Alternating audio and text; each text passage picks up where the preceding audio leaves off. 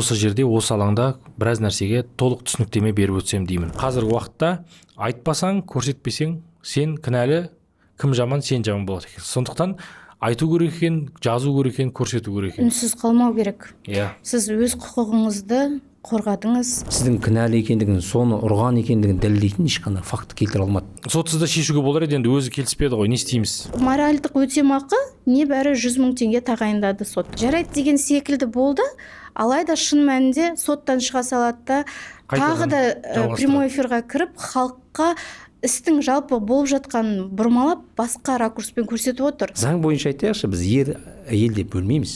Бәрі құқықтары тең. Ақпаратты жария еткен адам дәлелдеу керек сол шын екенін. Ал біз ол шындыққа жанаспайтын біз дәлелдеп жатырмыз почему-то. Экспертизаға бердік. Қайырлы күн достар, бұл Асхат Садыров YouTube каналы. Бүгін бізде ерекше бұрын-соңды болмаған сұхбат. Бүгін біз заңгерлермен менің өмірімде, менің отбасымда болып жатқан соңғы жағдайларды заң тұрғысынан талқыламақпыз. Бұл әрине бір ақталу болмаса біреуді даттау емес. Біз заңгерлермен заң тұрғысынан көптеген жазылған комментарийлерге нақты жауап берсек дейміз, және көп нәрсені айтпадым. Осы жерде, осы алаңда біраз нәрсеге толық түсініктеме беріп өтсем деймін. Әрине, жақтаушыларды, даттаушыларды бар болған бола береді. Әркім өзіне керегін алады, бірақ біз нақты ақпараттармен, нақты фактілерге және нақты заңға сүйеніп отырып сөйлегіміз келеді. Бүгін менің студиямда қонақта мықты білікті екі заңгер Нұрболат Ибраев және Аида Ержанқызы. Қош келдіңіздер. Саламатсыздар ма? Саламатсыздар ма? Уағалейкум ассалам. Енді осы істің басы қасында бастан аяқ өздеріңіз болдыңыздар. Енді қазір білетін адамдар біледі, оған бір арнайы тоқталып, не болды, қалай болды, неден басталды деп оған уақыт кетірмей қояйық. Маған көрсетілген ақпараттық қысыммен жабылған жала бойынша және осы сот процесіне қатысты көптеген жалған ақпараттар шығып таралып жатыр. Сондықтан осы нәрселерге өздеріңіз заңгер ретінде қатыстыңыздар. Бұл жерде менің қорғаушым ғана емес, жалпы заңгерсіздер ғой сіздер. Менің ғана емес, қаншама адамның заңды өкілісіздер, олардың құқықтарын қорғайсыздар, өздеріңіздің де құқықтарыңызды қорғайсыздар. Сондықтан баршаға ортақ құқық пен заң бойынша ақпарат беріп өтсеңіздер. Ең бірінші, енді өткен жылы біз Нұрболат мырзамен, енді Аида ханыммен осы Астана Ақиқаттың студиясында таныстық. Сол жерде біз бірнеше адамдардың өміріне келген сондай қиынды мәселелерді талқыладық, және бұл кісілер өздерінің жұмыстарына қарамастан студияға келген қаншама кейіпкерлердің мәселелеріне консультация беріп, тегін заңгерлік көмек көрсетіп жүрді. Енді оны көрермен біледі. Осыдан кейін енді атың шыққан сайын әртүрлі әңгіме де өрбиді, және жала жапқыштар көбейіп кетеді екен, енді оны енді біліп жатырмыз. Өткен жылы менің бұрынғы жарым және баламмен арадағы кездесу графигі бойынша арыз берген болатынбыз. Нұрболат мырза, сіз ол сотта бастан аяқ болдыңыз, қатыстыңыз. Ол кезде қандай іс болды, және осы туралы айтып өтіңізші. Өйткені қайта-қайта сотқа сүйреп жатыр, Асхат мені қайта-қайта сотқа сүйреп жатыр, және баламды алып қойын деп жатыр деген әңгіме басталды. Негізгі ең бірінші үндеу осы баланы тартып алайын деп жатыр, көмек беріңіздер деп көмек сұрап шықты Қорабаева Айған Болатқызы. Біз қазір енді оның жасаған, таратқан ақпараттарына жеке-жеке тоқталамыз, бірақ осы ең бірінші баламен кездесу графигіне келіп, осыған түсініктеме беріп өтейікші. Өйткені мен түсіндіріп айтып өтейін. Біз ажырасқан кезде баланың тұрғылықты жерін анықтау бойынша және баламен кездесу графигі бойынша соттың шешімі бар еді. Бірақ ол да бір мерзім болады екен ғой, қанша жыл? 4 жыл ма? Ол жерде соттың шешімі бұрында болған, тек қана онлайн түрде сізде болған. Жаңағыдай кездестірмеген уақытында тек қана. Енді ол әкеге онлайн кездесу, телефонмен ғана сөйлесу, ол аздық етеді. Сол себептен қайтадан талап арыз беріп, яғни баламен кездесу уақытын белгілеу бойынша соттың шешімі шықты. Және бұл арыз біз Қорабаеваны соттау үшін емес, сотқа сүйреу үшін емес, баламен кездесу графигін анықтау үшін ғана болған еді. Тіпті соттың да өзі айтты, бұны сотсыз-ақ өзара шешуге болар еді. Бірақ әрине біз өзара шеше алмадық. Мен қанша ұсындым, оған ешқандай жауап болмады. Шарасыздан сотқа арыз жазуға тура келді. Ол сот дегенде бізде кейбір адамдар мынандай түсініп жатырды, соттайды. Сот деген адамды соттайды. Ол процесс, ол кәдімгі құқықтық процесс қой, былайша айтқанда. Сен адамдармен келісуге ниет білдіресің, ишарат жасайсың, бірақ егер келісе алмасаң, онда сен сот арқылы шешесің ол мәселені. Сотқа қатысқан адамның бәрін соттайды деген сөз емес қой. Ол жаңағы сенің шеше алмай жатқан мәселеңді заңға сүйеніп отырып шешіп береді. Бізде солай болды. Бізде қайта сотқа сүйреу деген нәрсенің өзі осы өтірік әңгіме екенін, Нұрболат мырза, сіз куәгерсіз. Осыны айтып өтсеңіз, қандай сот болды, және ол сот қалай болды, және соттың шешімі қалай, қашан шықты? Бір нәрсені білу керек. Балаға заң бойынша екеуі тең деп көрсетілген. Ол ажырасқаннан кейін анасында қалу керек деген ешқандай нормада және ешқандай оған заң жоқ. Тек қана анасында болу керек, анасы ғана оны қарау керек деген. Ол әкесінде де бола алады бала, анасында да бола алады. Біз талап арыз бердік, балалармен кездесу уақытын белгілеу бойынша. Ол басында келсем деді, одан жаңағыда сот айтты, оған ескертті, алайда ол келіспеді, жаңағы бұрынғы жолдасыңыз. Сосын соттың шешімі кездесу уақытын белгілеу бойынша біздің пайдамызға шықты. Ол сот оны шығаруға тиіс, себебі әке мен ананың, тағы да айтайын, әке мен ананың құқықтары тең. Ешқайсында артық құқық жоқ ол жерде.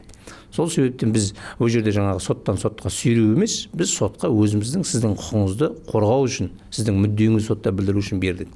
Жай оны басқа нәрсемен берген жоқпыз. Сосын соттың шешімі шығарды, қазір күшіне енді, алдағы уақытта енді сіз кездесіп толықтай сол шешім бойынша кездесе аласыз. Енді осы талап арызда баланы маған берсін, болмаса баланы мен алып қояйын деген, баланы тартып алу ниетінде бізде талап арызда сондай болған жоқ. Ондай талап болған жоқ. Бізде тағы да айтайын, ол кезде жаңа ақпараттық жүйеде көріп жатырмыз ғой, тартып алайын деп жатыр, алып қояйын деп жатыр деген жалған ақпараттар айтып жатыр да, шындыққа сәйкес келмейді ол ақпараттар.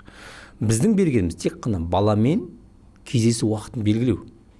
График общения дейді орысша. Кездесу уақытын белгілеу ғана біз бердік. Алып қою, я болмаса жаңағы баланың тұрғылықты мекенжайын сізбен анықтау емес. Біз анықтауға да құқығынан айыру деген ондай болмады. Біз тіптен баланы тұрғылықты мекенжайын Асхат Садырбаймен анықтау деп бере аламыз тіптен. Олай қылып та бере аламыз. Мен ұсыныс жасағам, бірақ Асхат мырза жоқ, керек емес. Анасында бола берсін, жарайды, мен таласпай ақ қояйын, бірақ келесі уақытын белгілеу ғана деп айтты, сосын жарайды. Тіптен бере де алады оны, бере де аласыз. Өйткені ол да сіздің балаңыз, сол себептен. Менде құқығыңыз бар. Баланы тіптен заңды құқығыңызды қорғау болып тұр ғой бұл жерде. Неге оны айтып жатырмын? Өйткені себебі сотта айтылды мына мәлімет. Ол бала өзі Меркеде тұрады. Ата әжесімен. Өзі Алматыда тұрады. Яғни бала мен қарым-қатынастың арасы жоқ деген сөз да ол. Себебі ол бала бірге тұрғаннан кейін анасымен қасында тұру керек, ол кішкентай бала. Ал ол жерде кеше сотта өзі де айтты, балам менің жаңағы неде тұрады, Меркеде тұрады, өзі Алматыда тұрады. Яғни баланың тәрбиесіне дұрыс араласып жатқан жоқ деп ойлаймыз. Себебі ол қалай? Екі жақта. Оның сабағын қарау керек, қадағалау керек деген сияқты. Соған қарамастан, бірақ біз аналық құқығынан айыру және жауапкершілікке тарту бойынша арыз берген жоқпыз. Аналық айыру емес, аналық құқығын, яғни сізбен Асхатпен анықтау, тұрғылықты мекенжай анықтауды берген жоқпыз. Тек қана графикті бердік, соның өзі соған қарамастан. Енді бұл жерде бірақ енді әлеуметтік желіге жаңағыдай осындай мәліметтерді бұрмалап шығару, ол әрине дұрыс емес. Адамдар мүмкін жаңағы қаншама көрермендер сеніп қалуы мүмкін оған да, білмеген адамдар шынымен солай ма деп. Бірақ осы біздің кездесіп отқанымыз да осы себептен. Сондықтан да енді ол айтты, біз айттық, бірақ адамдар айтуы мүмкін ғой, сендер өздеріңді қорғау үшін айтып жатсыңдар деп. Осы сенбейтіндерді сендіру үшін осы мүмкін сот кабинетіне кіріп сол адамдар талап арызды көруге мүмкіндіктері бар ма, көре ала ма? Толық мүмкіндігі бар. Балаларды, бірақ енді қазір балаларды кездесу сот кабинетінде, егерде оны енді көбінесе баламен кездесу құпия қояды да, өйткені отбасына байланысты. Ал егерде жарық керек болса, біз оны көрсете аламыз. Яғни баламен кездесу уақытын белгілеу бойынша талап арыздың соттың шешімін. Ал енді мен баланы тартып алу бойынша, баланы өзім атыма алу бойынша арыз берсем, оны да олар сот кабинетінен көре алады, дұрыс па? Оны көре алады, яғни баланың тұрғылықты мекенжайын сізбен анықтау бойынша. Яғни тұрғылықты мекенжайсыз. Ол сот кабинетіне түседі, сот арыз. Сот арыз түседі, талап арызда түседі, көрсету көруге болады. Көруге болады. Асхаттың ой пікірі бойынша шын мәнінде егер сондай болатын жағдай болса, халық көре алатын еді ғой, бірақ ондай болмады деп айтқысы келіп тұр ғой. Мен тіпті қазір де егер ізденсеңіздер, ойын болмады деп айтқысы келіп тұр ғой. Ондай тіпті талап арыз тұрмақ ойда да болған жоқ. Егер де шын мәнінде сенбесеңіздер, сот кабинетіне кіріп көріңіздер деген келеді да. Әсіресе ақпарат таратқыш кейбір журналист әріптестерге, өйткені олар айтып жатыр ғой, осы бізге қызық болып жатыр, осыны біз жазғымыз келіп жатыр деп. Жазасыздар ма, онда зерттеңіздер, анықтаңыздар, запрос жіберіңіздер. Ол журналистік жұмыс қой. Журналистік жұмыс деген инстаграмға шыққан постты көшіріп алып салу емес. Әрине. Бірақ өкінішке орай көп сайттар, кейбір журналистпін деп жүрген, өздерін атап жүрген сондай адамдар, азаматтар тек қана бір жақты пікірмен шектелді. Олар менен бір ауыз тіпті пікірде сұхбатта сұраған жоқ. Мен осы ақпарат шыққан кезде бірден өзімнің әлеуметтік желіме салдым. Бұл ақпарат жалған. Біз заңгерлермен қазір кеңесіп жатырмыз және бұл бойынша жұмыс жасалады. Даурықпауларыңызды және жалған ақпаратқа сеніп қалмауларыңызды сұраймыз деген сыңайда ақпарат бердім, болды. Бірақ қосымша біреуді қаралау, кінәлау және өзіне сондай бір ақпараттық шабуыл жасау деген сияқты менде ондай болған жоқ. Енді бұл үндеуден кейін әрине жұрт елең ете қалды. TikTok, Instagram әлеуметтік желілерде ақпарат тарады. Түрлі енді негатив пікірлер жазылды, әрине. Бір тарап айтқан кезде екінші тарап үнсіз отырған кезде ойлайды ғой. Яғни шын мәнінде осындай болып жатыр екен деп. Расында да бұл сұхбатты жасауды мен ойлаған жоқпын және ол туралы пост жазамын деп те ойлаған жоқпын. Өйткені мен ол нәрсені қажет емес деп ойлайтын. Мен енді жүрмін ғой өзіммен өзім. Мен өзіме сенімдімін. Мен ондай нәрсе істеп жатқан жоқпын. Мен кімге не үшін дәлелдеуім керек деп. Бірақ қазіргі уақытта айтпасаң, көрсетпесең, сен кінәлі, кім жаман, сен жаман болады екен. Сондықтан айту керек екен, жазу керек екен, көрсету керек екен. Үнсіз қалмау керек. Сіз өз құқығыңызды қорғадыңыз, сіз елдің алдында сондай айтылған сөздерді жасамағаныңызды, іс-әрекеттерді жасамағаныңызды сөз жүзінде емес, нақты іспен, фактімен, соттың шешімімен ол өзінің дәлелін тапты. Неге сіз жасамаған нәрсе үшін ел сізді қаралау керек? Сол үшін сіз әбден құқылысыз. Сіз бізде сөз бостандығы бар Қазақстан Республикасында. Әр адам құқылы өзінің ой пікірін айтуға, өзін қорғауға, заңмен қорғауға. Сол үшін сіздің айтып отырғаныңыз, осы подкаст түсіріп отырғаныңызды дұрыс деп санаймын. Ол өте дұрыс. Халыққа себебі көрсету керек. Орыстарда айтады ғой, обратная сторона медали деп. Біз жарқыраған мына жағын көргенмен ар жағында не болып жатқанын білмейміз. Сол үшін екі жағында қарап тараптарды, одан кейін барып бір шешім шығару керек. Тағы да айтайын, мен де қолдаймын, себебі неге? Маған да жазып жатыр да, мен жаңағындай жағымсыз пікірлер. Мен айтып өтейін, бұл жерде бұл біздің кәсіби міндетіміз. Мен әріптесім Айда, мен, бұл кәсіби міндетіміз бұл. Сіз келдіңіз бізге көмек сұрап. Біз өзіміздің жұмысымызды істеуіміз керек. Факты сот барысында жаңа бетін ұрды деді бұрынғы жолдасыңыз. Мен екіншіне көше берейін. Бетін ұрған, қолын кескенін көрсетті. Сондай бір Instagram әлеуметтік желі тарап кетті ғой қатты. Сол кезде енді сіз келдіңіз, сізбен сөйлескен барысында сіз айттыңыз, ондай болған жоқ менде ешқандай деп. Іс барысында ол жердің адвокаты келді, адвокаты заңгері Тілеужан мырза болды.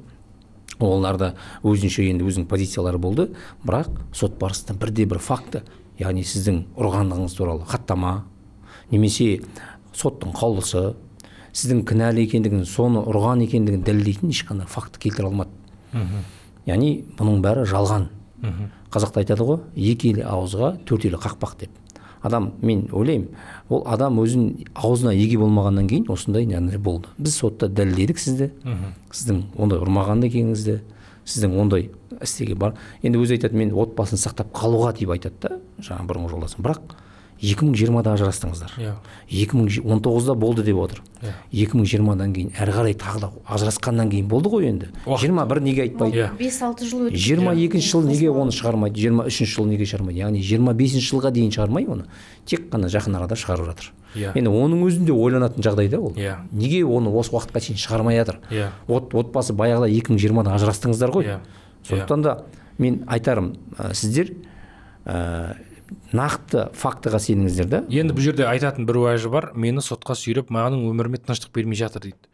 Сотқа сүйреген кезде Нұреке бір ғана баланың кездесу графигі бойынша ғана, бұл жерде ешкімді ешкім әурелеген жоқ деп ойлаймын. Және ол сотсызда шешуге болар еді, енді өзі келіспеді ғой, не істейміз. Енді осы талап арызға келейікші.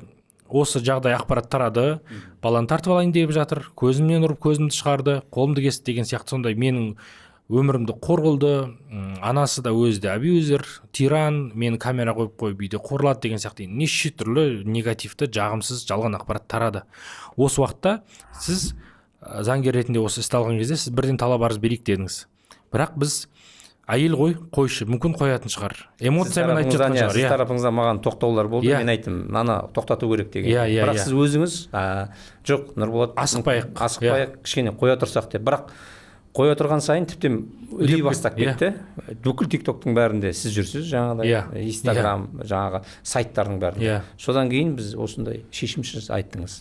Сондықтан біреулер жазып жатыр да, үндемей қоя салмайсың ба, арыз бермей соттаспай қоя салмайсың ба деген сияқты. Шынында да мен соттасқым да келген жоқ, оны сізге де айттым. Соттасқым да келмейді, ешнәрсе қаламаймын деп айттым, бірақ болмай бара жатқаннан кейін наурыз айында Нұрболат мырза маған хабарлама жазды, мен арызды жолдадым, жіберіп қойдым деп. Мен шыны керек ол кезде тіпті хабарсыз болдым, хабарсыз болдыңыз. Арыздың әйтеуір арыздың жатқанын білемін, біз әлі бірақ оны қашан жібереміз деген нәрсені талқыламаған. Сіз өмірі сөйттіңіз ғой маған, қоя салайықшы. Бірақ енді мен оны тоқтатқым келген жоқ. Себебі неге? Бұл ақпарат ертең ондай ақпарат соттың шешімі болмаса, халық шын деп ойлап қалады. Сіз деп ойлап қалады. Сол себептен, бірақ сіз тарапыңызда маған бірнеше рет айттың, керек жоқ. Бермей қояшы осыны. Мүмкін бітер деп. Алайда бітпеді, өзіңіз де көріп жүрсіз. Одан самайын үдей берді. Арызды бердік, ол талап арызда біз не көрсеттік? Бұл жерде тағы да біреулер сұрап жатыр. Қандай жауапкершілікке тарттың? Қамала ма, не үшін соттадың деген сияқты. Осы бойынша айтып өтейінші. Осы талап арыздың осы пункттарын айтып өтуге бола ма? Жалпы халыққа түсінікті болу үшін айтайын, қазір әріптесіммен келсем, көп негативтік пікірлер бізге де түсіп отыр, заңгерлерге. Сіз әйелсіз ғой, сіз де отбасылы әйелсіз ғой деген сияқты. Бірақ та бұл жерде енді мен бір істі алмас бұрын біз заңгерлік тұрғыда құқықтық баға береміз. Біз материалдық қарадық, сіз көрсеткен дәлелдемелеріңізбен таныстық. Бірақ та шын мәнінде сіз мысалы қазір еркек ретінде осыны басып жарайды деп жай жүрсіз ғой. Шын мәнінде сіз Қорабаева көрсетіп отырғандай адам болсаңыз, түсінігі төмен адам дейікші былайша айтқанда, сіз Қорабаева ағаның жағымсыз тұстарын интернетке шығара алатын едіңіз. Видеоларын көрсе, халыққа енді Қорабаева ағаның осындай болуы мүмкін бе деп сенбеуі де мүмкін. Мен де баста сенген жоқпын. Видеоларын көргеннен кейін барып шынымен де сондай болды ма деген сияқты. Өзіміздің кеңесімізді бердік. Бұл сіздің құқығыңыз бұзылып тұр. Осындай баптарға сай сотқа жүгінуге негіз бар деп. Алайда енді моральдық зиян өтеу үшін де бұл заңгерлердің кеңесі болған еді. Мүмкін сол моральдық зиянды өтесе, өзінің қателігін түсінсе, соттың шешімімен осындай халық алдына шығып теріске шығаратын болса, екінші бұндай ақпарат тарамайтын шығар деп. Себебі ол бір ақпараттан кейін тағы бір ақпарат, былайша айтқан кезде сізге кибер шабуыл деді ғой, интернетте шабуыл жасалып жатты. Енді талап арыздың нысанына келетін болсақ, бұл жерде сізде сондай бір Қорабаева ағанымды соттау болмаса даттау деген сияқты ондай ешқандай талап арыз болмады. Ең бірінші біздің талап арызымыз болды, яғни айтылған осы ақпараттарды жоққа шығару. Көзін көгерткендігін, қолын кескендігі, баланы тартып алу туралы, егер өзінің дәлелін таппаса, оны теріске ресми түрде сот шешімі арқылы теріске шығарылсын деген талап болды, бірінші талабымыз. Екінші талабымыз осы жалған ақпараттарды барлық әлеуметтік желілерден өшірсін. Яғни YouTube, TikTok, Instagram парақшаларына салды, солардың барлығын өшіру туралы болды. Одан кейінгі талап арызымыз жаңағы сіздің іскерлік беделіңізге нұқсан келтірілді ғой. Сіздің іскерлік беделіңізді жұмыс берушіңіз, басшыңыз, сол КТК арнасы болсын, Астарлы Ақиқаттың басшылығы болсын, солардың алдында сіздің беделіңізді көтеру үшін бізге нақты ресми түрде хат жазып берсін деп сұрадық Айғанымнан. Бұл шындыққа жанаспайды, мен осындай айтқанымды теріске шығарамын деп бізге хат қана жазу керек болды. Енді ар жағында ол сот шығындарын қазір елге көрсетіп жатыр, 1,5 миллион моральдық ущерб сұрағандай болып тұр. Бірақ та шын мәнінде соттың шешімін, біздің қойған талабымыз ол Асхат мырзаның да несі емес, инициативасы емес, ол біз заңгерлер ретінде құқықтық баға беріп, мына әріптесім екеуміз айттық. Эксперттің шығыны бар, сараптаманың қорытындысы. Филологиялық сараптама жүргіздік. Оның шығыны бар. Біздің заңгерлік қызметіміздің шығыны бар. Нұрболат мырзаның өзінің төленетін ақшасы, менің төленетін ақшам. Ол екеуін қоспағанда бізде мемлекеттік баж төленді сотқа жүгіну үшін. Ол бар. Одан кейін жаңағы нотариустан куәландыру чек шығындықтар бар. Ол барлығы шығын ғой, былай қарап тұрсақ, сіздің де қалтаңыздан қазір сол шығын шығып жатыр. Сол іскерлік беделімді, елдің алдында абыройымды, ар-намысымды қорғаймын деп қаншама шығынға баттыңыз. Солардың барлығын түсіне отырып, біз Нұрболат мырза екеуміз сізге кеңес бердік. Берейік моральный ущерб. Неге бермейміз? Ол кісі заң бұзып отыр, сіздің құқығыңызды бұзып отыр. Сот шешімі шығады, енді бізде қолымызда нақты дәлелдер болып тұр.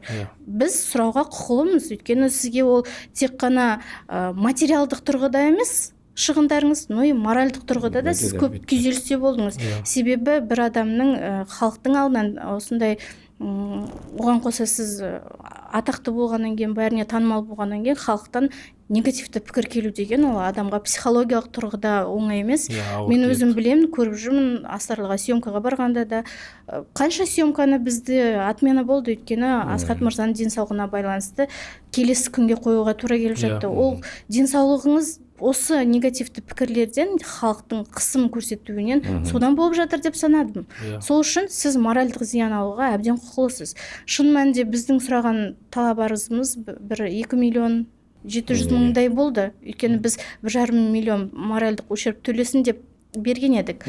Алайда сот оның барлығын қанағаттандырған жоқ. Бізде частично дейді ғой, ішінара қанағаттандырылды.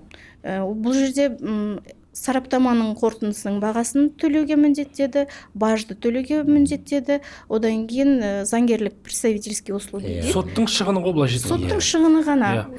Моральдық өтемақы небәрі 100.000 теңге тағайындады сот. Елдер ойлап қалмасын,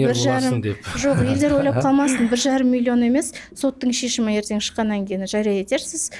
Ол жерде моральный ущерб 100.000 теңге, одан аспайды. Қалғандары барлығы ол сотқа кеткен шығындары болды. Енді жаңағыда айтайын деп тұрғаным, сот барысында сотта айтты, бітімгершілікпен шешу деп айтты. Бірақ ол кезде Асхат айтты маған, мен суммалардың бәрін шығынын мен ақ төлейін деді. Маған айтты. Тек қана мен бұл ақшадан не істемеймін деді Асхат. Мен ол ақшаны жаңағы 1 миллион ба, жаңағы соттың шығындары кеткен ақшаны, заңгердің шығынын бүкіл өзім төлеймін. Тек қана одан талап болды. Мына жалған ақпарат теріске шығару ғана болды. Соны ғана Асекемен жоқ, ақырына дейін барайық дедім, жоқ, солай шешсек дұрыс болар еді. Мен сол ақшаны алмай-ақ та қояйын деп біз ұсыныс жасадық оларға. Бізге сот процесі кезінде де судьяның өзі таңғалды ғой, білесіз бе? Соттың өзі де айтты, жақсы нәрсе деп. Бірақ алайда олар ондайға да келіскен жоқ. Тек қана соны теріске шығару дегенде ғана Асқар айтты. Асхат, қалғандарын мен бәрін өзім жауам, жаңағы теріске шығару шындыққа сәйкес келмейді ақпаратты жарияласын деп қана қойды, болды. Алайда өздері келіспеді. Қарайғанда соттың шығындарында келіспегенде былай болды ғой, сот жаңағы одан кейін жаңағы былай істеді. Тек қана алып тастаймыз ғана деп келісті. Ол алып тастау ол дұрыс емес, себебі ол алып тастағаннан кейін ол тарап кетті. Оны жариялау керек. Ол сөз жүзінде де келісті, Нұрболат мырза, өзіңіз білесіз ғой, сөз жүзінде келісті, жарайды, біз жаңағы кешірім сұрамаймын, медиациямен шешуге жарайды деген секілді болды. Алайда шын мәнінде соттан шыға салады да тағы да прямой эфирға кіріп халыққа істің жалпы болып жатқанын бұрмалап басқа ракурспен көрсетіп отыр. Заңгерлері не деді, жендеттері, сот осындай болды, мен жаңағы сотқа сенбеймін деген сияқты. Ондай енді болмайды ғой. Яғни осы жерде бір екі сұрақ туындайды. Медиация бойынша Нұрболат мырза біледі, өткен жылда біз кездесу графигінде медиацияны ұсынған кезде дәл солай болды. Келіспеді. Келсем деп оның адвокаты келді. Адвокаты оған, адвокатымен де сөйлестім оның телефонмен, келісесіздер ма деп. Сонымен біз қарап жатырмыз, ақылдасып жатырмыз деді. Ақыр аяғына сотқа келгенде жоқ, келіспейміз деп қалды. Мына жерде де солай болды. Мына жерде де, бұл жерде тіптен келіспейміз деп бірден айтты олар. Басында бірінші процесте келіспейміз деді. Тек қана бұлардың айтып отырған талабы, жаңағы сіз бұрынғы жолда, олар айтады, тек қана мен сайттан алып тастаймын дейді. Өшіріп тастаймын. Сайттан өшіріп тастаймын дейді. Бірақ мен бұл шындыққа сәйкес келмейді деп айтпаймын, жарияламаймын дейді. Ол бізге, біз не үшін қатысып жатырмыз? Біз не үшін осыны талап арызды бердік онда, өйтетін болсақ? Ондай, ол таралып кеткен ақпарат. Сондықтан біз ондайға келіскен жоқпыз. Сіздің мүддеңізге сәйкес келмейді. Енді бұл жерде Қорабаева Айған Болатқызы жалғыз, және біз үшеуміз емес, жауапкердің де қорғаушылары бар. Неге жалғыз? Ол кісіде бір емес екі заңгер қатысты сот отырысына. Ол ел таниды, Тілеужан мырза адвокат, өздері интервьюларын көріп отыр, халық біліп отыр. Атақты адвокат Тілеужан мырза қатысты. Ол бірінші, одан кейін тағы да бірінші процесте сол Тілеужан мырзаның мүмкін көмекшісі ма, білмедім. Екінші адвокат болды, заңгері. Одан кейін тағы да сотқа үшінші адам келіп отырды, көмекшісі ма. Сонда олар Қорабаева Айғаным жалғыз емес, олар халық енді ойлап отырған шығар, жалғыз Айғаным эфирге шыққаннан кейін жалғыз өзі шырылдап жүр деген секілді ой болған шығар. Бірақ шын мәнінде келгенде оның да екі заңгері болды, тура біз секілді. Бірақ ол екі заңгердің ешқандай да бір мәлімдемесі, ешқандай да бір мәлімдеме болмады. Көрген жоқпыз. Ақпаратын көрген жоқпыз. Олар бұрынғы шығарған баяғы шығарған бір справкаларда келеді. Ол справка қашан алынған, кімнен алынған біз білмейміз. Соларды дәлелге ұсынады. Осындай болған, міне деп, жаңағы кесіліп кеткен нәрсені, соны міне кесілген деп. бірақ ол жерде бір нәрсені түсіну керек Асхат. Именно ол мен де қазір тұрып көгергенді Асхат мені ұрды деуі мүмкін да. Көзім көгеріп кетті мына Асхат. Бірақ сіздің мені ұрғаныңыз дәлел жоқ қой. Мен де біреу сізді келіп ұрғыңыз мүмкін. Мысалға дейін да. Мен сізді кінәлай алмаймын ғой. Мені Асхат ұрды деп. Или мені мысалға біреу ұрып кетті деп. Енді маған айтып жатыр ғой, жігітше мойындай салсай деп. Мен қалай жігітше мойындай салам? Егер мен енді ол күлкілі жігітше мойындау. Ол жігітше мойындау деген сен былайша айтқанда бір қылмысты мойныңа ілу ғой, істемеген қылмысты мойныңа ілу. Адвокат Тілеужанның айтқан сөзі менің есімде қалды. Бірақ та енді біз бәріміз әріптеспіз ғой, Тілеужан да заңгер, біз де заңгер деген сияқты. Ол енді Тілеужан мырза өзі заңгер ретінде өзінің сенім білдірушісіне Қорабаеваға түсіндіру керек еді, заң қалай жұмыс істейтінін. Сіздің беріп отырған бір парақ қағазыңыз, мысалы сурет, көз көгерген, жалпы дәлелдемеге нақты тоқталып кетейікші, мен түсіндіріп айтайын, заңи тұрғыда ол қалай қарастырылады. Өйткені қазір пост жазып қойған сот менің дәлелдерімді назарға алмады, дәлелдерімді назарға алмады деген, сот әділ болмады дегендей пікір болып жатыр. Шыны керек, сот өте әділ болды. Мен айтайын, сот тіпті біздің білдірген қарсылықтарымызға қарамастан сот нысанынан ауып кетіп жатса да, Қорабаева толығымен өз пікірін айтуға, ойын естуге мүмкіндік берді. Сот жан-жақты қарады. Бұл жерде сотқа келтіретін ешқандай реніш болмау керек, себебі соттың өзі әділ болғандықтан біздің қойған талап арызымызды түсірді. 2.700.000 төлеуі де мүмкін еді, мысалы қарап тұрсаңыз. Қазір моральдық шығын 100.000 теңгеге түсіріп берді. Оған да рахмет айту керек. Енді осы бойынша дәлелдемеге, мысалы сіз сотқа келдіңіз, сізге көз көгерген фото снимка алып келді. Судья қарайды, бұл қандай сурет? Көз көгерген біз жалпы бейнеленгенін көріп тұрмыз. Бірақ та бұны сіздің көзіңізде көк жоқ. Бұл қанша жыл бұрын болған? 6 жыл бұрын болды деп тұр, Сол кезде егер сондай болғанның өзінде бізде көптеген сараптамалар бар. Сот медициналық сараптама егер де өтсе, көзіне осындай зақым келтірілді, дене жарақаты болды деген қолында бір қағазы болса, ол дәлелдемеге жататын еді сотта. Болмаса фототехникалық сараптама жүргізіп, бұл фотошоп емес ешқандай, бұл осындай құрылғымен осындай күні жасалды десе, ол басқа әңгіме болады деді. Бірақ та оларда ешқандай сараптама қорытындысы жоқ, тек қана көздің көгерген суреті. Менде мысалы қазір грим жасап, болмаса бізде қазір искусственный интеллект дамып кеткен заман. Кез келген фотошопқа қазір GPT чатқа маған көз көгерген суретімді жасап берсесең, ол жасап береді. Сол үшін бұл дәлелдемеге жатпайды. Соны бірақ та заңгері не себептен сені бүлдірушіне түсіндірмеді деп ойлаймын. Екінші дәлелдемесіне келетін болсақ, қолын жырылған суретін берді сотта, бәріміз анық көрдік. Ол жерде қолын жырған Асхат мырза келіп халықтың алдында көрсетіп тұр, Асхат қолымды жырды дегенде әңгіме айтылды. Бірақ та сотта Асхат Қорабаева Айғанымның қолын жырып жатқан ешқандай дәлелдемесі болмады. Оның үстіне қайта біздің тарапымыздан видео бізде болды. Өзі есікті сындырып, қолын жырып алғандығын өзі видеода айтып жатыр. Мен қолымды өзім кесіп алдым деп скоро шақырып жатқан видеосы болды. Одан бөлек соттың өзі сұрады, сіздің қолыңызды Асхат кеп күштеп кесті ма? Стекломен. Деген кезде жоқ, мен есікті сындырып өзім жырып алдым дейді. Енді бұл жерде өзі жырып алған нәрсеге сіз мысалы күш көрсеткен жоқсыз. Одан кейінгі тағы да тағы бір дәлелдемесі. Үшінші бойынша жаңа баланы тартып алу бойынша. Баланы тартып алуға ниеттенді, 4 ай бермеді, 6 ай бермеді деген сынды әңгіме айтты. Мен оны сот отырысында да айтқанмын, және де тағы да халыққа түсінікті болу үшін айтайын. Өйткені халық заңды білмегеннен кейін мен қарапайым тілде жеткізгім келеді да түсіну үшін. Мысалы, әкесі мен анасы бір баланың тең құқылы, қазір әріптесім айтып кетті. Ол Садырбаев Асхат пен Қорабаева Айғаным екеуі ұрыс керіс болған кезде екеуі заңды некеде тұрған. Астана қаласында бірге тұрған, балалары солармен бірге болған. Бірақ та ұрысқаннан кейін Қорабаева Айғаным үйіне кетіп қалады да, а баласы Садырбаев Асхатпен қалады. Уақытша Садырбаев Асхаттың анасы балаға қарап отырды сол уақытқа дейін. Бірақ та Айғаным кетіп қалғаннан кейін сотқа некені бұзу жайында талап арыз тасталған. Бұл жерде әлі некелер бұзылмаған.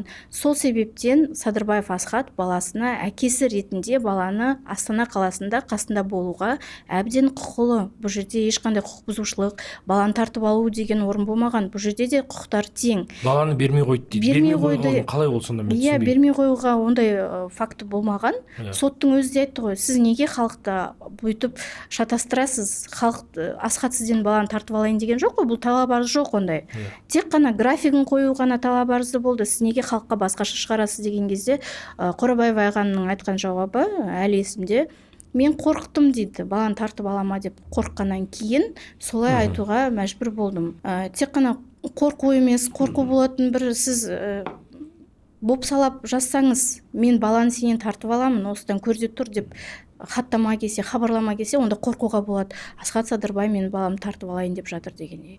Ал енді некелеріңіз заңды түрде болған болса, заң жүзінде бұзылмаған болса, сіз тура оның анасы сияқты балаға әкесі де бірге қатысуға, бірге тұруға құқығыңыз бар. Тіпті ажырасып кетсе де құқығың бар емес пе? Әрине, ажырасып кетсеңіз де ата-анасы тең құқылы, тек қана баланың тұратын мекен-жайы ғана заңмен белгіленеді. Анасымен не болмаса әкесімен деп белгіленеді, әйтпесе барлық жерде балаға тәрбие беру, оның өміріне араласуға екі ата-ананың құқығы тең. Жаңа ғана Нұрболат мырза осыны айтып түсіндіріп кетті. Сол үшін бұл жерде ешқандай құқық бұзушылық болмады. Енді тағы да сот жабық болды дегенге тоқтала кеткім келеді. Постында себеп Қорабаева Айғаным жазған ғой. Иә. Сот отырысы сот ашық болмады дейді. Ашық болмады, жабық болды деп. Осыған тоқталатын болсақ, сот жан-жақта ашық болды. Бізде негізі азаматтық істерді сот ашық қарайды. Ол қылмыстық істерде ғана кейбір істерде жабық болады. Оған да түсіндіре кетейін, халыққа түсінікті болу үшін. Қылмыстық істерде жаңа кәмелетке толмаған балаларға жыныстық қатынасқа байланысты егерде бір қылмыс жасалған болса, оны жария етпейді. Сот қылмыстық істерде жабық жасайды. Не болмаса мемлекеттік құпияны сақтайтын государственная тайна дейді ғой, соған байланысты болмаса, басқа кезде соттың барлығы ашық болады. Біздің де сот отырысымыз ашық болды. Тіпті тыңдаушыларда болды. Қорабаева Айғанымның оқырманы кеп қатысты, жаңағы Тілеужан мырзаның көмекшісі болды, менің мобилографым болды. Барлығы сотқа крем деген адамның ешқандай жаңағы запрет болмады, барлығы қатысты. Одан кейін СМИға келетін болсақ, камераны неге рұқсат бермедіңіз деген сияқты. Неге түсіріп салмадыңыздар деп жатыр. Иә, неге түсіріп салмадыңыздар деп отыр. Енді халық ойлайтын шығар, барлық процесс Нукенова Салтанаттың Бишімбаевтың соты сияқты, болмаса Шерзаттың соты сияқты ашық тікелей эфирде болады деп ойлайтын шығар. Бірақ та ол олай болмайды. Сотқа өтініш хат қалдырды, бақ өкілдерін қосуға Тілеужан мырза адвокаты.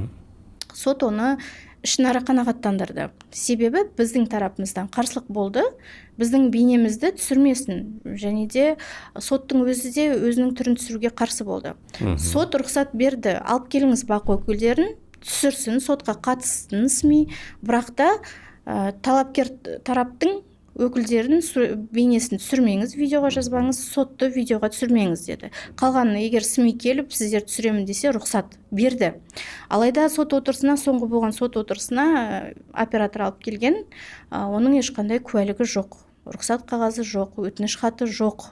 Осы бойынша негізі сотқа қатысу үшін бақ өкілдері арнайы ресми түрде олар хаттама жазу керек, соттан рұқсатын алу керек, оның жеке шын мәнінде журналист екендігін дәлелдейтін куәландыратын құжаты болу керек, куәлігі болады. Соны сотқа табыстап, құрметті сот, мен осындай бақ өкілімін, журналистпін, міне менің куәлігім, осындай сіз ішінара қанағаттандырдыңыз, біз талапкерді түсірмейміз, тек қана жауапкерді түсіреміз, сотқа қатысамыз деп нақты қағазбен келетін болса, сот рұқсат береді. Ал бұл жерде жай ғана даладан алып келген оператор, оны біз білмейміз. Кім келді? Ресми каналдан емес, жай частный жеке меншік оператор келді. Ол оператордың түсіруге біз мүлдем қарсы болдық, себебі оның ешқандай ресми түрде қағазы жоқ, ол кім екенін білмейміз. Куәлігі жоқ. Ол мысалы ақпаратты бұрмалап, тағы да басқаша айналдыруы мүмкін. Сол үшін біз өзіміздің сіздің құқығыңызды қорғау үшін біз заңгерлер әріптесім екеуміз қарсы болдық. Иә, бұл сәттерде әрине мен онлайн қатысып отырғандықтан мен енді ортасынан қосылып қалып жаттым. Кейбір сәттер маған да түсініксіз болды. Видеограф дейміз, оператордың келуі және оның түсірмеуі ол соттың жабық дегенін білдірмейді ғой. Сот ашық өтті. Сот ашық өтті. Ақпарат құралдарының қатысуына рұқсат болды. Ашық берді. Енді осы сот ашық деген. Қорабаева қазір соны басқаша айтып отыр халыққа. Сот ашық болмады, СМИге рұқсат бермеді дегенде. Шындыққа сәйкес келмейді. Тағы да ақпарат таралып отыр. Ал сот отырысында мен естіп қалғаным, сот айтты ғой, бұл толық жазылады. Сот отырысы толық жазылады. Қажет болса осы жерден видеоны ала аласыз деді ғой. Бірақ әлеуметтік желіге салуға сот рұқсат берген жоқ. Бұл енді АВФ деген сот процесін жазатын аудио бейне жазба ғой, ол рұқсат беріледі, салуға рұқсат бермейді, бірақ та сотқа қатысушыларға беріледі. Сотқа мысалы өтініш хат жазса, маған аудио видео фиксация беріңіз десе, сот дискіге жазып береді. Ол жерде ешқандай, бірақ та ол жаңағы сот отырысы болып жатқандықтан әлеуметтік желіге өйтіп жүктеуге болмайды. Соттың протоколы болады, мысалы өзіне дәлелдеме ретінде. Өйткені оны бұрмалап басқа жариялап жіберуі мүмкін, бұрмалап. Сол себептен сот оны алыңыз, өзіңіз танысыңыз деп рұқсат берді. Біз шығарған заң емес, ол бәріне ортақ заң. Ортақ. Өйткені сот төрағалық етуші сот болғаннан кейін сот өзі шешеді. Оны ашық түрде өте ма, жабық түрде өте ма? Бірақ ашық түрде өткізді, рұқсат берді, жаңа әріптесім айтқандағыдай. Ол сот төрағалық еткеннен кейін өзі шешеді оны. Оған біз араласа алмаймыз соттың ісіне. Енді осы сәтке қатысты тағы бір қызық бір оқиға бар. Біз талап арыз бергенде, Аида ханым, сіз Нұрболат мырза Шерзаттың сотымен өзіңіз қайта-қайта Талдықорғанға барып жүрген сәттерде Аида ханым екеуміз бір қызық оқиғаға тап болдық. Біздің берген талап арызымыз әлеуметтік желілер мен сайттарға шығып кеткен. Және басқаша шығып кеткен, бұрмаланып. Қазір оған тоқталасыз, Аида ханым, бірақ ең қызығы қазір сот ашық өтпеді деген ақпарат тарап жатыр да, ал бірақ сол талап арыз және сот туралы ақпарат сот ашық болғандықтан мен оны жариялап отырмын дегенде уәждер айтқан. Қазір енді осы туралы толық айтып өтіңізші. Былайша айтқанда Асхат Садырбай астарлы ақиқатқа 1,5 миллион теңге өндіріп алуды сұрады, талап арыз қойды, бұрынғы әйелінен ақша өндіргісі келіп жатыр деген сыңайда ақпарат тарады. Және оны бірнеше сайттар жазған. Осы сайттардың сілтемелері арқылы біз ол сайттарға Аида ханым екеуміз шығып, бұл ақпараттың шындыққа жанаспайтынын және ол талап арыздың заңсыз тарап жатқанын айтқан кезде біраз сайттар өшірді, бірақ өшірмеген де сайттар және блогерлер болды, иә? Осы туралы айтып өтіңізші. Осы бойынша айтатын болсақ, енді өз қызық жағдай болды сол кезде. Біздің талап арыздың нысаны өзгеріп кеткен мүлде сайттарда. Астарлы ақиқатқа 1,5 миллион сұратты деп өзгеріп кеткен, одан кейін оның барлығын жария ету. Шын мәнінде астарлы ақиқатқа ресми түрде хаттама, бізге хат керек еді, тек қана соттың шешімімен теріске жанаспайды деген. Енді бұл жерде тура нақты іскерлік беделіне нұқсан келтірді. Сізде де жұмысыңызда сұрақтар болды басшыларынан. Сен не істеп жүрсің? Астарлы ақиқатқа кір келтіріп отыр, асхатты қоя берейік, астарлы ақиқатқа қара күйе жауып отыр бағдарламаға. Енді осы бойынша енді кибератака деп ойлаймын, мен өзім, ол өте дұрыс емес. Сол жағдай орын алған кезде Асхат мырза маған жіберді сілтемелерін осындай сайттарда. Мына сайтта редакторларының аты жөніне дейін жазып жіберді. Сол кезде біз сотқа дейінгі талап арыз жібердік. Мен Асхатқа айттым: Асхат мырза, бірден сотқа дейін талап арыз берейік. Бүйтіп сөйлесіп өшіріңіз деп жалынып отырмаймыз.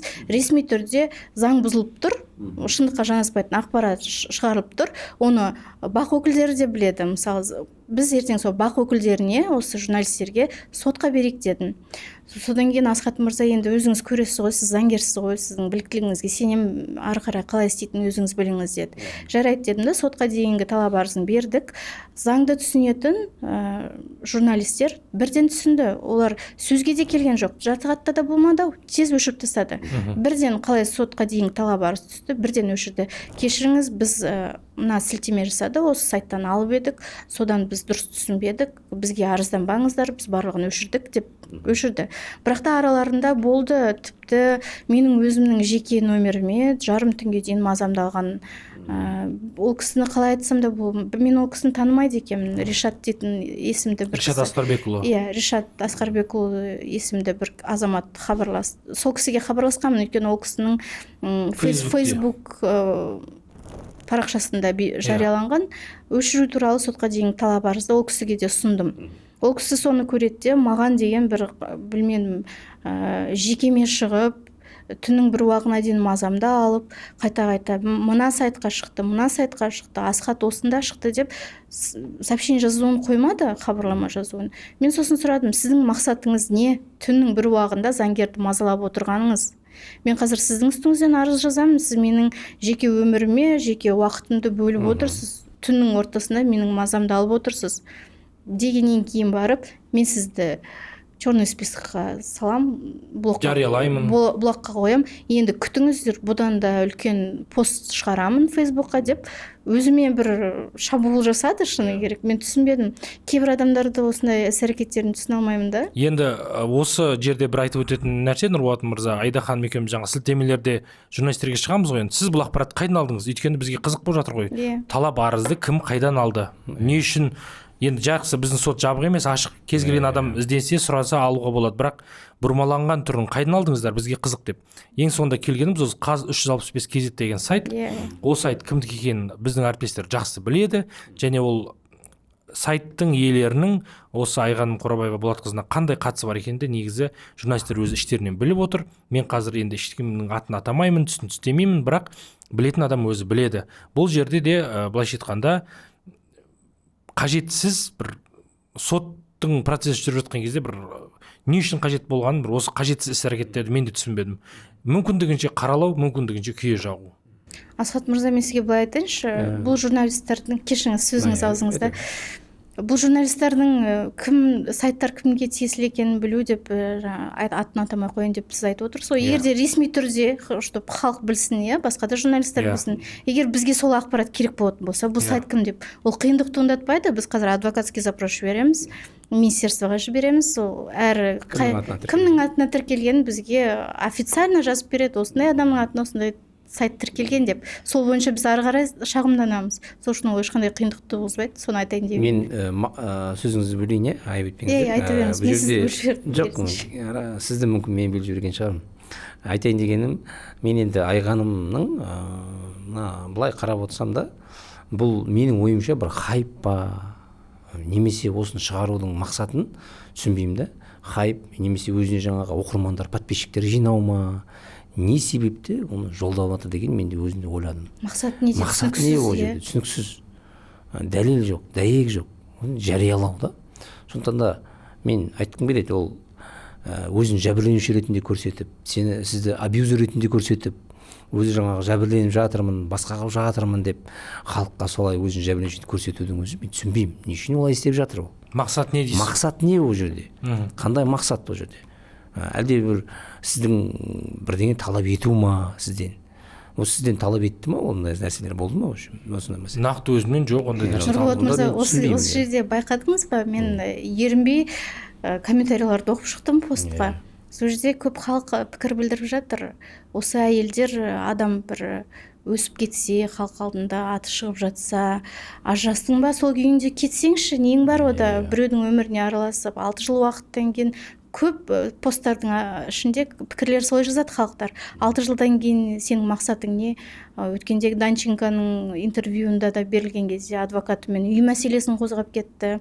Халықта мынандай пікір болды, Айғанымның көздегені үй ма, жоқ хайп қою ма, подписчик оқырмандар жинау ма деген сияқты, жоқ Асхат көтеріліп кеткенін көре алмай жүрсің ба дегендей пікірлер жазылуда, ондай көп жазылған. Мен оқыдым оның барлығын. Енді бұл жерде енді өзі іші біледі ғой, мақсат не екенін біз түсінбейміз. Біз және оған айтуға да мен айтқым да келмейді. Өз адамның өз пікірі. Сондықтан мен жаңағы оқырмандарға айтқым келеді. Маған да көп жекеме жазды. Жаңағы сіз кімді қорғап жүрсіз? Мен сізді жаңағы заңгер, бір мықты заңгер, сізді бір әділ заңгер деп жүрсем, сіздің мына қорғаныңыз ұят болды, мен сізден ондай деп ойламадым деп мен тағы да айтайын. Бұл біздің кәсіби жұмысымыз. Біз де қараймыз кімді қорғап жатқанымызға, кімнің біз мүддесін жасап жатқанымызға. Өйткені біз маған келгеннен кейін, әріптесіме келгеннен біз сол жұмысты аяқтауына тиіспіз. Ал енді жаңағы соттан жеңгенге мәзсің ба деген не қылды да. Жауға шапқандай шаптыңыз ғой. Жауға шапқандай шаптыңыз ба дегендер адамның күлкісіне келтіретін сөздер айтты. Заң бойынша айтайықшы, біз ер әйел деп бөлмейміз. Бәрі құқықтары тең. Әйел адамның құқықтары да тең бұл жерде. Оның бізде енді қазақи немізде ер адамның жаңағыдай әйел адам енді біз ер адам намысшылын келеміз, анау сөздерге не істемейміз. Бірақ заңға келген кезде олай болмайды. Біз тең құқықтамыз және міндетіміз де тең, құқықтарымыз да тең. Ал енді ол әлеуметтік желіге таратқаннан кейін қазіргі таңда енді сондай шешім шықты. Адам айтады ғой қазақта, екі елі ауызға төрт елі қақпақ, өз тілің өзіңе жау деп. Міне көріп отырсыздар, өзінің тілінен тапты және өзіне кесір болып тиіп жатыр. Сондықтан да оқырманға да айтарым келді, адам бір адамға жазатын кезде ойланып, біреуде бір пікір жазатын болсаң, жаман болсын, жақсы болсын, пікір жазатын кезде сіз нақты фактілерді келтіріп, бұлай жазу керек те, андай сайт бұлай шығарса, сондай деп жаза бермей. Сол сайттың емесе журналистердің ағына көніп, сонымен жаза бермейді. Сондықтан да оқырмандарға да айтқым келеді, жазған кезде жаңағы фактілермен, дәлелдермен, осы өзі белгілі, ол нәрсені өзі біле ма, білмей ма, соны ойланып жазған дұрыс деп мен айтқым келеді. Жауапкершілік болу керек дейсіз ғой. Себебі ол жаман, егерде ол оқырмандар егерде дұрыс жазбайтын болса, егерде сіздің немесе менің ар-намысыма тиетін болса, оқырмандарды мен жауапкершілікке тарта аламын. Егерде ар-намысыма тиетін болса, дәл осы жағдайдағыдай моральдық шығынды толықтай өндіре аламын, сот шығындарын да толықтай өндіре аламын. Мен соны ескерткім келеді, айтқым келеді. Себебі әр сөзде адам өз сөзіне жауап беру керек. Ер болсын, әйел болсын, жауап беруге тиіс ол. Осы кезде тағы атап айта кеткім келеді. Заңгерлер, Нұрболат мырза, мен мысалы сіз емеспін. Жарайдының адам емеспін. Біз өз құқығымызды толықтай білеміз, біз заңды беске білеміз, біз өз мүддемізбен өз құқығымызды қорғауға дайынбыз. Маған да көп комментарий жазып жатыр. Сіз енді мені ел алдында жүргеннен кейін барлығы мені ана мен баланың құқығын қорғайтын заңгер ретінде таниды. Себебі мен көп аналарға балалардың құқығын қорғап, медициналық жәбір көрген балаларға көмек беріп жүремін. Сондай жазған кезде мүмкін Асхаттың өзінен де бар шығар. Сіз неге оны етпейсіз? Әйелдерді қорғайсыз ғой. Сіз тұрмыстық жаңағы зорлық-зомбылыққа қарсы едіңіз ғой деген секілді сынды айтты. Мен қарсымын. Мен әйелдерді қорғаймын, балаларды қорғаймын. Бірақ та дәл осы Асхат Садырбаев мен Қорабаеваның ісінде тұрмыстық зорлық-зомбылық ешқандай дәлелін тапқан жоқ. Керісінше абьюзді Асхат алып жатыр. Психологиялық түрде абьюзді алып жатыр. Ұрып сіздің көзіңіз көгертпесе де психологиялық тұрғыда сізге денсаулығыңызға нұқсан келтіріп жатыр. Сол үшін халыққа да мен айтқым келеді, әрдайым айтамын, біреуге негативті комментарий жазар алдында жауапкершілік бар екенін ұғынып, соны ұмытпау керек. Сол үшін Нұрболат мырза, мен сізді толығымен қолдаймын. Егер де ертең менің де тарапыма бір негативті жазылатын болса, мен де сотқа беруге дайынмын. Тіпті Қорабаева ағамның Асхаттың жендеттер деген сөзін өткенде естіген кезде мен шыдамай кеттім. Мен айттым, мен де қазір үстінен арыз жазамын. Ол кім маған сондай тіл тигізетін? Енді сол күн мысалы соны айта кетейінші. Осы уақытқа дейін біз Асхаттың ісін алып жүргенімізді Нұрболат мырза да, мен де әлеуметтік желіде жария еткен жоқпын. Мен де жария еткен жоқпын. Ешкім жария еткен жоқпыз. Бірақ та Қорабаева айғанымға бірінші процесстен кейін халық жазады екен. Нұрболат мырза сондай деп ойласақ, кассасы мынандай екен деген сияқты. Хотя сотқа ешкім қатысқан жоқ. Кім білді оны? Қорабаева айғанымға жазып отырған ақпаратты ол Нұрболат қатысып атқан. Жоқ, Аида қатысып. Еще фамилия аты жөнімен Қуандыкова Аида Ержановна, астарлы ақиқатты шықпайтын заңгер екен деген сияқты. Бұл жекеме шығу менің деп есептеймін. Менің іскерлік жұмысыма кедергі келтіру деп есептеймін. Маған көрсетіліп жатқан қысым деп есептеймін. Осы бойынша мен де Нұрболатты арыздансақ болады. Бірақ та біз тағы да Қорабаева айғанымның жағдайын түсініп, жарайды, баласын ойлап қойшы жарайды айтса айтсын, көз жұмып жатырмыз. Главное, біз өзіміздің жұмысымызды атқардық, сотта жеңіске жеттік. Ол біздің неге айтпасқа жеңіске жеттік деп, өйткені бұл біздің еңбегіміз. Қаншама тер төктік, қаншама жүгірдік, осы 3 ай жүгіру деген, қаншама қағаздар жазу деген ол оңай емес. Жұмыс қой енді. Жұмыс. Осы жерде сіздердің сөздеріңізге бір қоса кеткім келетін нәрсе, расында да енді әркімнің өз шындығы бар, бірақ ақиқат біреу деп айтамыз ғой. Егер де оның айтқан ақиқат болса, онда жаңағыдай қосымша бір түсініксіз әрекеттер болмау керек пе еді мүмкін. Сіздер айтып отырсыздар ғой, енді құқықтық баға береміз, бізге де келген талап бар, біз жұмысымыз екен деп кез келген адам қорғай бермейсіздер ғой. Сіздер де қарайсыздар, өйткені сіздер де бірінші кезекте адамсыздар, одан кейін заңгерсіздер.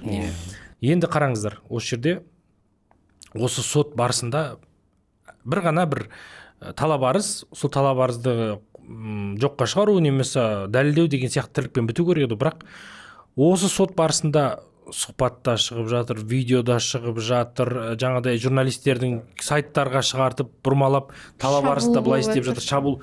Оның бәрі былайша айтқанда не керек еді, ол өздерін дәлелдеп берді да өтірік екенін. Егер де шын болса, ақиқат болса, рас болса, олар ондай бір қосымша әрекеттерге бармай-ақ та қоятын еді. Әрине. Біз отырдық қой, мысалы, біз өзімізге сенімді болдық болды. Біз еш нәрседе қолданбадық.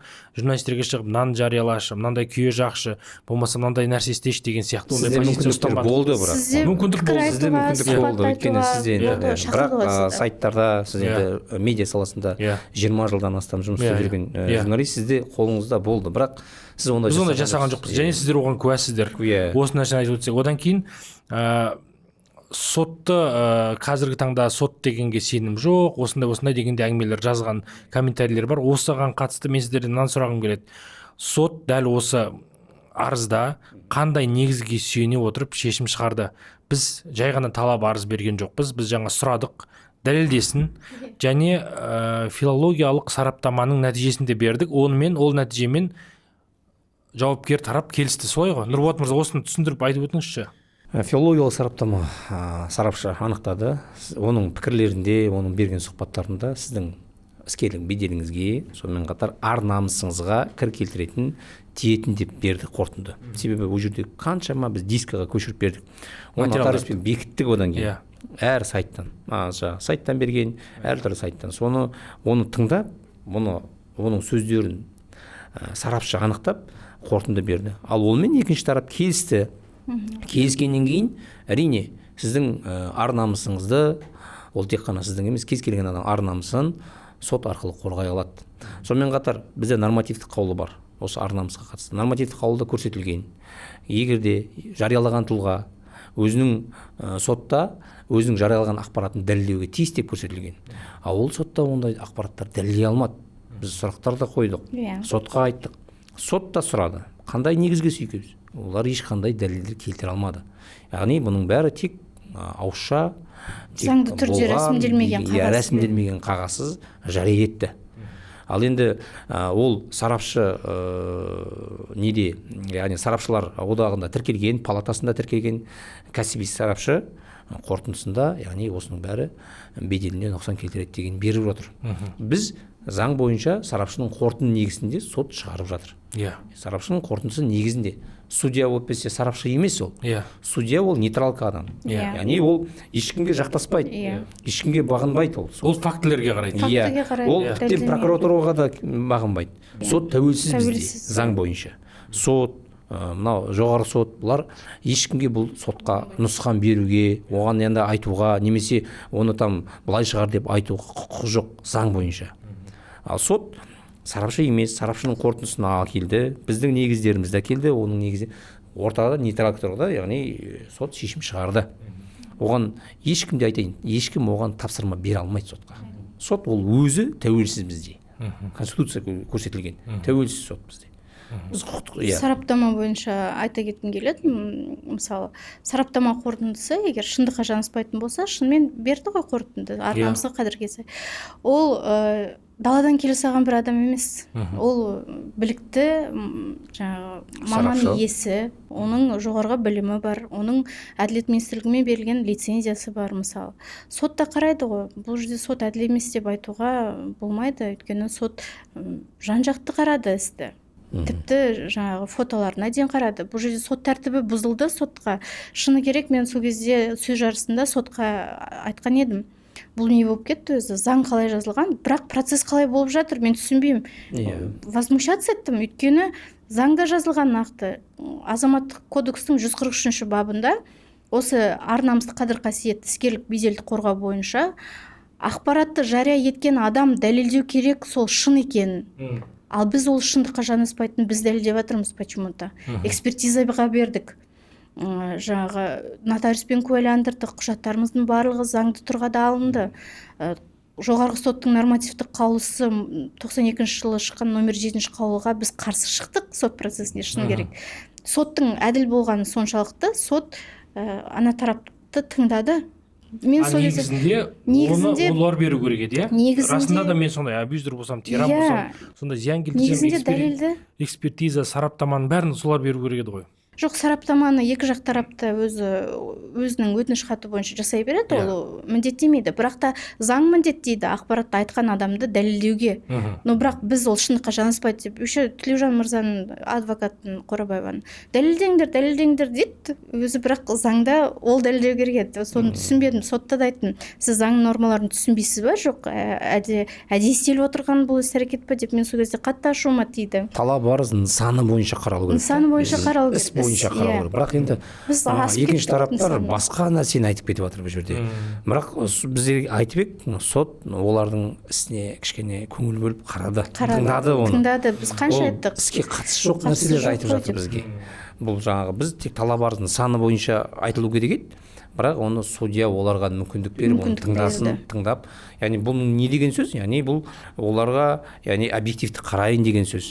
Ал алайда сот оны сөзін тыңдамауға да құқысы бар еді. Бұл нысаны емес, басқа нысаны айтып кеттіңіз, нысаны бойынша айтыңыз деп. Сотқа сенімсіздік деп тауындырмасын деп, судья оны тыңдады, ақырына дейін тыңдады.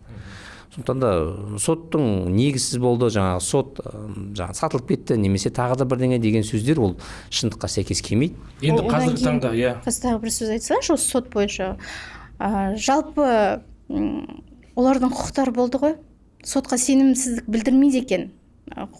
Судья сот басталғанда бәріне құқықтарын түсіндірді. Сотқа қарсылық бар ма? Сотқа сенімдік білдіресіздер ме деп сұрады. Оның заңгері бар, Айған Қорабаев, білмей қалдым емес. Қасында Тілеужан адвокаты отырды, тағы да көмекшілері болды. Олар да айтатын еді ғой, жоқ, СМИ-ға беріп қойған, сотты видеоға түсірсін деген. Бұның өзі менің ойымша сотқа деген қысым деп ойлаймын. Сотқа деген сенімсіздік, әйтпесе не үшін СМИ-ді алып келу керек, қажеттілігі бар деп ойлаймын да. Сол үшін енді оларда құқықтары болды, сотқа отвод жасауына болатын еді. Бірақ олар сол сотта айтпады ғой. Біз қарсы емес, біз сенеміз деді. Енді өздерінің пайдасына шешім шықпағаннан кейін, артынан кейін сот әділ болмады деп айту ол дұрыс емес мүлдем. Енді қазір осы бір тренд болып кетті да, яғни егер біреуге бір жамандық зиянкес жасалса, ол полицияға, сотқа шағымданбай әлеуметтік желіге жариялау, салу. Яғни расында да сондай менің тарапынан қысым көрсетілсе, менің тарапынан зиян келсе, құқық арқылы, заң арқылы оны шешуге болар еді ғой. Әлбетте. Бұл жерде де үлкен сұрақ туындайды да, расында да менің тарапымнан сондай қысым көрсетілсе, неге бұл 6 жылдан бері, неге полицияға хабарласпады, неге сотқа бермеді? Егер де расында да оның қолында айғақтар, дәлелдер болса, осыдан 3 жыл бұрын, 4 жыл бұрын, 5 жыл бұрын ақ сотқа беріп тастаса, мен жауап беретін едім, мен жасаған болсам. Бірақ бұл жерде Қорабаева Айған Болатқызы ешқандай құзырлы органдарға арыз жолдамай отыр. Тек қана әлеуметтік желі болды. Әлеуметтік желіге жариялау, әлеуметтік желіде жазу, әлеуметтік желіде қаралау. Яғни ниет пен сөздің сәйкес келмеуі және сөз бен істің сәйкес келмеуі түсініксіз да бұл жерде. Енді сенетін адам әрине сенеді, сенбейтін адам бұл сенбейді, қанша айтсақ та. Бірақ біз нақты фактілер мен нақты деректерге сүйеніп отырып айтып отырмыз. Тіпті Нұрболат мырза, сіз естідіңіз бе, естімедіңіз бе? Тағы да бір қызық оқиға болды, Аида ханымды жақсы біледі. Осы ақпараттар ең басында таратып бастаған кезде, тіпті журналистердің бір өзара араласатын бір 10 шақты журналист бар осы Алматыда. Сол журналистердің чатында да оларға тапсырма, өтініш берілген екен. Жазайық, жазыңдар осы Асхат Садырбайды осындай деп әйелі жазып жатыр, пост шығарайық, Фейсбукке салыңдар деген сияқты сондай бір үндеу болған өзара. Ол ақпараттың бәрі енді біз журналистикада бәріміз бір-бірімізді танимыз, маған да келді. тіпті аудио жазбалары да келді, ол жерде айтқан кім не айтып отырғанын барлығын біліп отырмыз иә, ғой. не үшін жазамыз деп сұрағандар да болған. Ол әйелін сүйреп жүрген жоқ қой сотқа, не үшін жазамыз деген сияқты сондай да сұрақ қойғандар болған. Енді мен қазір ешкімнің атын атамаймын, бірақ олар өздері іштей біледі. Бұл да тағы да жасалған қысым мен шабуылдың айғақ екенін анық дәлелдейтін нәрсе да. Біздің қолымызға шыны керек көп нәрсе келіп түсті.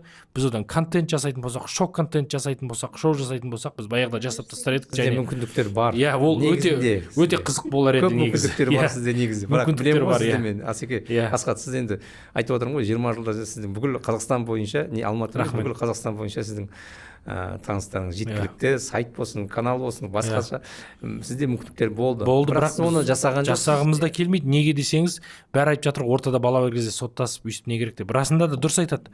Соттасып қажет емес еді. Бұнда шу көтерудің қажет емес еді. Ода таңдау болды ғой, өзі сонымен пайдаланды. Енді әйел осыны ойланбай істеп тұрғаннан кейін мен үндемей жүре берсем, бұл үдеудің үстінде үдеу, кейбір жаңағы шолақ белсенділер ойбай бұлған отмена жасайық, мүлдем жаңа парақшасын бұғаттаңыздар деген үндеу жасағандар болған. Не үшін? Яғни біреудің жалған ақпараты үшін мен сонда не үшін жапа шегуім керек? Мен де әкемін, мен де баламның әкесімін, мен де балаларым өсіп келе жатыр. Мен жұмыс істемеуім керек па сонда? Мен сол айтты екен, сондай сол әйел сол мен жаман деп айтты екен, мен жаман болдым деп қарасекке теріс мініп ауылдан шығып өтуім керек па? Не істеуім керек сонда? Мен әйел ретінде айтайыншы, мені көріп отырған көрермендер, көп әйелдер, ақылы бар әйелдер болса, мен түсінетін шығар.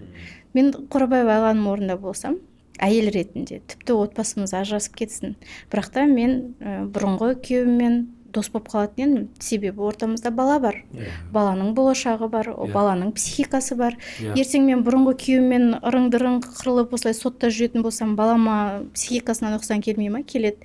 Керісінше баламды ортаға қойып, міне Асхат, сенің балаң, алып кетем десең, өз еркің киіндіресің ба, ішіндіресің ба, ақшаңды бер, жағдайын жаса, үйін жаса деп, өзім өз өміріммен сүретін едім.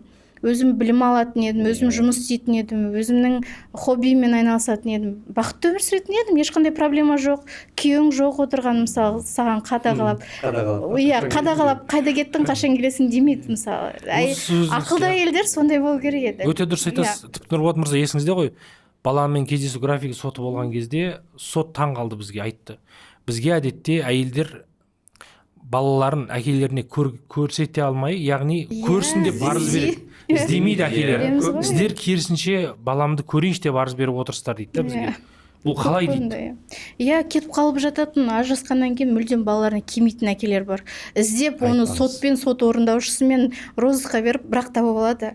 Сол үшін енді мүмкін осы соңғы бір сіздердің ұрыс керістеріңіз болатын шығар, соған үміттенейік. Қорабаева ағаның да мүмкін түсінер өзі, баланың болашағы, ол бір әкенің тәрбиесін 100 мектепте бере алмайды дейді ғой. Сол үшін бала әкесі екеуінің анасымен қарым-қатынасы дұрыс болмаса, баланың әкемен де қарым-қатынасы дұрыс болмайды. Сіз мысалы балаңыздан бас тартып жатқан жоқсыз, көмектеспеймін дейсіз, көмектесіп отырсыз. Сіз қолыңыздан келсе, мүмкіндігіңіз келсе, Қорабаева ағаны сұрамай-ақ оның үйін жайын алып бересіз, оқуын оқытасыз, мысалы, шетелге жібересіз. Иә, бас тартпайсыз, әрине, просто бұл жерде кішкене әйелдік ақылды, кішкене әйелдік хитрость дейді ғой, сондайды қосу керек басқа. Өте дұрыс айтасыз, міне саналы ой айтты әріптесім. Мен солай жасар едім дейді. Негізі өте тиімді вариант, өте жаңағыдай көркем дейді.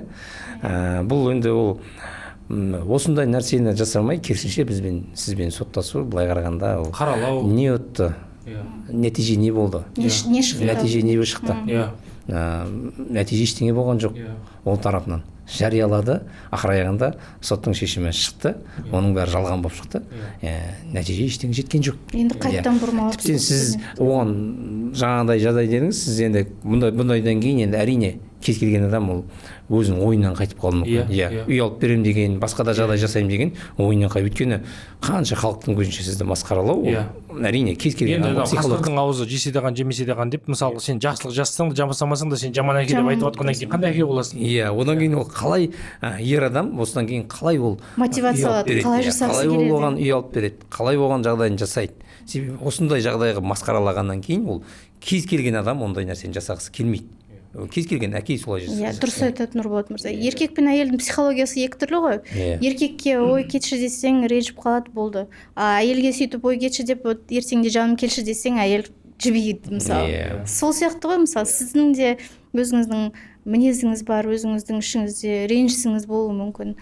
Өйткені Асхат Садырбайдың қазіргі отбасы бар, оның әке шешесі бар. Енді соның бәрін біле тұра, ол қазір үйленгенін біле тұра, осында жариялау, бұл сонда менің ойымша біреудің отбасына ажырастыру ма, біреудің отбасына от салу ма, былай қарағанда ақылға сыйымсыз. Логикасын түсінеміз. Ол өйткені қазір Асхат отбасы бар басқа, сіздің отбасыңыз бар ғой, сіздің туысқандарыңыз бар, әке шешеңіз, соны арнайлап бұзу ма мен түсінбеймін да, от салу ма сол 30 семьяға. Бұл әп-әдемі тұрып жатқан 30 семьяңыз бар, бала-шаға неңіз бар. Бір нәрсені айтып өтейін. Бір жаңағы соттың шешімінде сіздің анаңызға қол көтергенде қолы бар екен. Осы мәселені айтып өтейінші. Яғни мен бұл жерде, яғни оның әрекетіне айтқым келіп отыр. Яғни бұл жерде соттың кезінде сіздің анаңызға бірге тұрған уақытта қол көтерген. Енді былай қарағанда өзінің күйеуінің мамасына, яғни өзінің жолдасының анасына қол көтерген. Ол сот сараптамасымен дәлелденген және соттың қаулысы шыққан.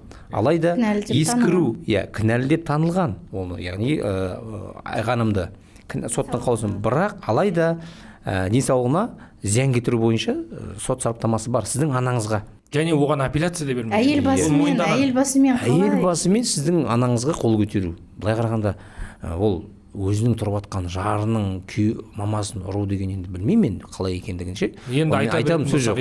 Екінші жағынан енді мен осыны айтып мен тек қана юридический факт нәрсені айтқым келеді. Соттың қаулысы кінәлі деп танылған, алайда жергілікті учаскелік инспектордың уақыт өткізуіне байланысты іс қысқарған. Бірақ кінәлі деп танылған. Участковыйға жеке қаулы шығарылған, жауапкершілікке тарту бойынша. Мен осы нәрсені айтқым, яғни осы орайдан оқырмандар өзінің әрекетіне тиісті баға берер жатар, яғни айғанымның іс әрекетіне байланысты. Сіздер көп рахмет, жұмыстарыңыздың қауырттылығына қарамастан, енді тек менің ғана ісім емес, сіздердің бастарыңызда қаншама адамның тағдыры, өмірі мәселесі, сондықтан да соған қарамастан осы істе бастан аяқ болып, заңгерлік ақыл кеңестеріңізді аямай беріп, қызметтеріңізді атқарып, моральдық та тұрғыдан қолдап, осы істі сауатты түрде жүргізгендеріңізге көп рахмет. Енді сіздердің жұмыстарыңыз ел алдында, оны біз тек қана осы ютубта емес, Астана Ақиқатта да, басқа да жерлерде айтып жүрміз, жұрт көріп жүр, сіздердің бәрін ашық жасайсыздар және ашық айтып жүрсіздер. Жұмыстарыңызға тек қана табыс тілеймін. Расында да біреулер жазды ғой, сен өзіңе Астана Ақиқат керек, сен өзіңнің өміріңді талқылау керек деген сияқты. Расында да мен өзімнің өмірімді талқылағым келген жоқ еді. Бірақ мәжбүр болдым, елдің алдына осындай ақпарат шыққаннан кейін өзіңнің өміріңді талқылауға мәжбүрсің. Айтады ғой, сен басқа біреулерге ақыл айтасың, неге өзіңнің өміріңді жөндеп алмайсың дейді. Мен шыны керек біреуге ақыл айтып, мен кереметпін, сен нашарсың деген былай бұл сарында әңгіме айтпаған сияқты едім. Осы әңгіменің түп төркінін түсінбеймін, бірақ мынандай нәрсе бар, оны анық білемін. Ерлі зайыпты, әсіресе олардың ортасында бала болса, соғысқан жағдайда, айтысқан жағдайда, тартысқан жағдайда, төбелескен жағдайда, ұрысқан жағдайда бір философтың ойын оқып қалдым мықты. Жеңімпаз жоқ дейді. Не екеуі де бірге жеңеді, не екеуі де бірдей жеңіледі. Бір жеңімпаз, бір жеңілген адам деген жоқ дейді да. Өйткені неге ортада бала тұрған кезде әке жақсы, ана жаман, немесе ана жақсы, әке жаман деген әңгіме ол. Екеуіне де бірдей жеңіс сыйламайды. Не дұрыс мәмілемен жеңіске жетеді бірге, немесе осы дауласу арқылы, соғыс арқылы жеңіледі екеуі де. Өйткені жаңа айтып жатыр, баланың психикасына әсер етеді, неге ойламайды деп. Расында да, егер ана ойламаса, әке қайдан ойлайды? Ал егер мен жарайды, баланың болашағы үшін деп көп нәрсені әлі жарияламай отырмын, айтпай отырмын, көптеген мәліметтерді тіпті қазір Нұрболат мырза айтып қалып жатыр. Оның өзінде мен жарайды, енді айтатын болсақ, одан да әңгіме көп, бірақ оның бәрін айтып отырған жоқпын. Өйткені өзіміз біліп отырмыз. сіздер оны көрдіңіздер, білесіздер. Өсіп келе жатқан бала болғандықтан біз сол балалардың болашағына алаңдаймыз, және маған көп адамдар жазды, біздің де басымызда осындай жағдай болып жатыр, не істейміз деген сияқты. Енді осы заңгерлер бар, құрметті оқырмандар, Нұрболат мырза, Аида ханым, инстаграмдар бар, мен қазір белгілеймін, кез келген уақытта хабарласып заңгерлік кеңес алсаңыздар болады. Сіздерге көп рахмет. Әңгімеміз осы жерден тамамдасақ, өйткені уақытта таяп қалыпты. Сізге де рахмет, Асхат мырза. Біздің кәсіби біліктілігімізді осылай бағалап жатқаныңызға, ең біріншіден бізге сенім білдіргеніңізге. Енді әр заңгердің міндеті, ол кәсіби міндеті, өзіне сенім білдіріп келген адамның құқықтары мен заңды мүдделерін қорғап шығу. Ол үшін заңгерлерді баптауға, даттауға болмайды, ол біздің жұмысымыз. Сол үшін құрметті халық, оқырмандар, көріп отырсаңыздар, әр нәрсені заң шеңберінде жасаған дұрыс. Сөйлеуді де заң шеңберінде жүргізген дұрыс. Дұрыс айтасыз, қазір жеңгенде жеңілгенде болмайды деп айтып отырсыз. Енді бұл жерде бұдан ары қарай кете беретін болса, Қорабаева ағаным енді жеңіске осылай жетеді деген ойда болмаймын мен. Жеңіс деген ол сіздің Садырбай Асхатпен қарым-қатынастарыңызды дұрыстап, бітімгерлікке келіп, балаларыңыздың болашағын ойлап, сол баланы жеткізу, өсіру. Ал бұлай сіз қазір балаңызға психологиялық тұрғыда әкесін жамандағаннан кейін баланың іштей өкпе ренжісі болады, менің әкем неге сөйтті екен дегендей. Ол сізге айтпаса да, ол ішінен ойлайды. Бірақ та ол кейін сондай ренжіспен өскен бала кейін өзін адам ретінде қандай позицияда ұстанады, қалай өседі деген секілді. Сол сияқты мысалы Айғаным да Қорабаева ағаның баласына сөйтіп ұрса беретін болса, бала әкесіне тартылып сонымен араласқысы кеп, мен осы басқа балалар сияқты әкеммен бірге болғым келеді, сонымен қасында жақсы қарым-қатынаста боламын, бірақ та анамның өстіп әкеме теріс қарап отырғаны деген сияқты анасына да өкпе ренжісі болуы мүмкін. Өйткені бала есейеді, ертең психологиялық тұрғыда оның да ақыл ойы өзгеруі мүмкін. Сол үшін енді менің айтар кеңесім бітімгерлікке келіп, заң бұзбай, жауласпай, осы жерден тоқтаған дұрыс. Асхат мырза, маған сенім білдіргеніңіз үлкен рахмет. Сеніміңізді біз ақтаймыз, әділдік жолында күресеміз. Егер де әрмен қарай соттасу керек болса, әрине дайынбыз. Біз кәсіби жұмысымыз. Апелляция бере ма, кассация бере ма, тағы да талап арыздар бере ма, біз әсеке өзіміздің құқықтық көмек көрсетуге әрқашан дайынбыз. Рахмет сіздерге. Сізге рахмет.